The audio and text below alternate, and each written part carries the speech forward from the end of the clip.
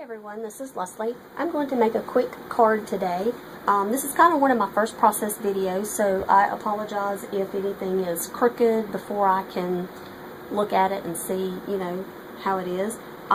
Anyway, I wanted to do a card using a stamp that I have not had a chance to use. Well, I say I haven't had a chance to use it, but I really just haven't used it yet. I got this Praying Hands stamp.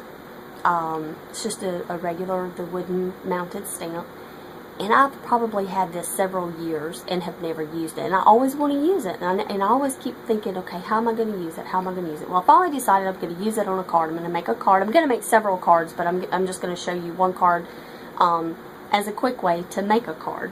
Now what I did was I took my stamp and I used just some dye-based black ink, and I stamped several images, and then I took just on plain white paper. Then I have some of these decorating chalks. These are pastel colors, acid free, and I just took a couple of the colors and just colored in just to give it a little bit of interest and a little bit of color. I didn't want it to just be a black and white because the outline is black, but I wanted a little more color with it. So using colored pencils probably would have been better, but my child has gotten into my pencils and I can't find them, so I went with the chalks. And what I did was I cut out my pair of hands, and then I mounted it just on a piece of black paper or black cardstock, and then trimmed it out, and so it kind of gives it a shadowy effect because I did try to trim as close as I could, but it still leaves a little bit of the black, which I like. But that way too it made it, sturdier. Okay, and then I have, if you've watched one of my last haul videos, I showed you this designer card pad that I had gotten, and it has cards that are already in here. My paper, it's already torn apart because I've been using so many of them. But like for instance, here's one. It already has the score mark in it, so all you have to do is just tear it out and fold it. These are by Tim Coffey, those cards there. So this was the design that I picked, and it's just, it's actually very light yellow on the background. This is going to be the inside of my card. This is going to be the outside. So I just folded it. I do have a boner to do my creases, but I just picked up one of the little popsicle sticks, and I'm just going to run that over that, make that crease. And now my supplies are going to be my hand. I have a piece of ribbon that came in a card kit. As a matter of fact, a couple of these pieces were just in other card kits, and I'm kind of trying to use up just little bits and pieces I have laying around on my table.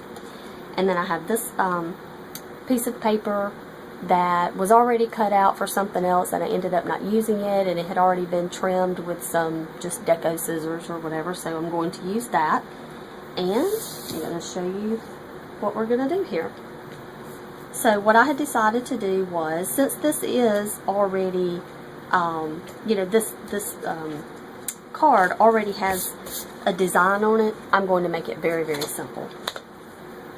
I'm going to put my ribbon across here. I didn't want to cover up the leaves here, but I think I'm going to, because when I put it, I like it down here, but then it doesn't look right with my emblem on here that I'm going to do. So I moved it back up. Now this is a piece of ribbon, like I said, it was in another card kit. It's not long enough to actually wrap around and tie. So what I'm going to do is, I'm just going to glue this down across here, and then I'm going to trim off the edges. Okay.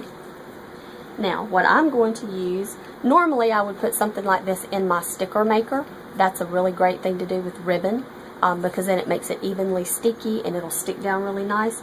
You can also use the glue dots, also come in the glue strips, and those are really great for ribbon, which is what I usually use, but I'm out, so I am just going to use some of my, no, that's large, small size, I want the large. So these are just some large, I don't know if you can actually see them, but they're glue dots.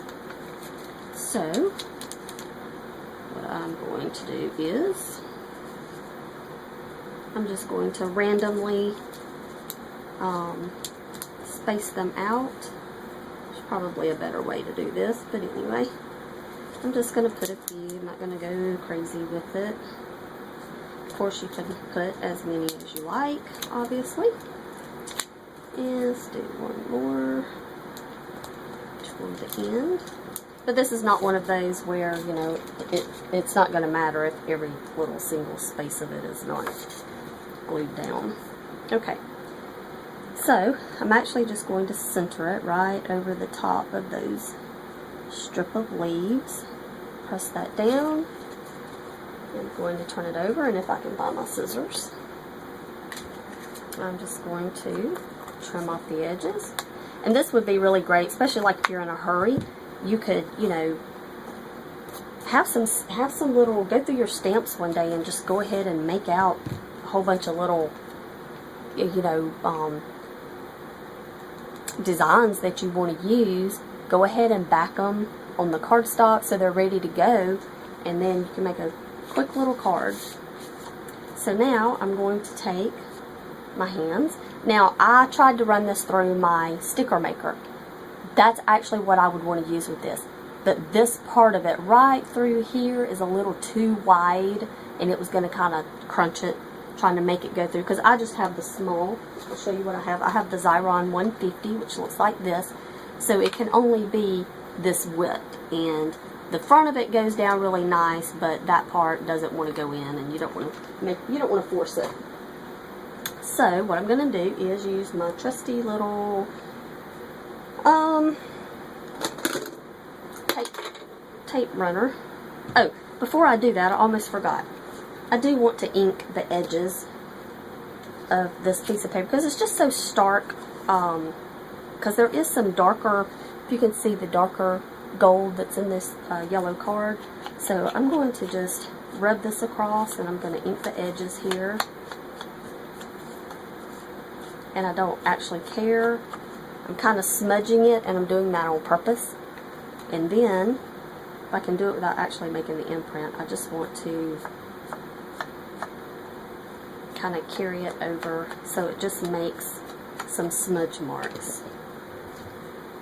You can see that. So it just makes smudge marks around it, so it's not so, you know, stark gold, because that's kind of what it looked like. Okay, and then if I can find the little emblem here. So I am going to, I'm kind of doing this off, aren't I? Okay, so I'm just going to put some. Now you could also put this up on pop dots if you really wanted it to, you know, stand out. I'm not going to do that this time on this one, but I do have a couple of the other emblems that I have to mount, so I may do that on the other cards. So I'm just going to mount this kind of right in the center there. Put that down good, and then I'm going to do the same thing. I'm just going to put some, use my tape runner. And now, on this one, I'm not, you could center it if you wanted to. I'm just going to kind of off-center it just a little. And voila.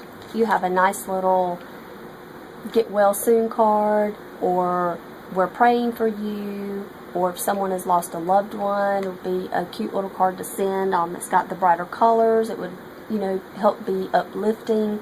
And then on the inside, you could leave it plain.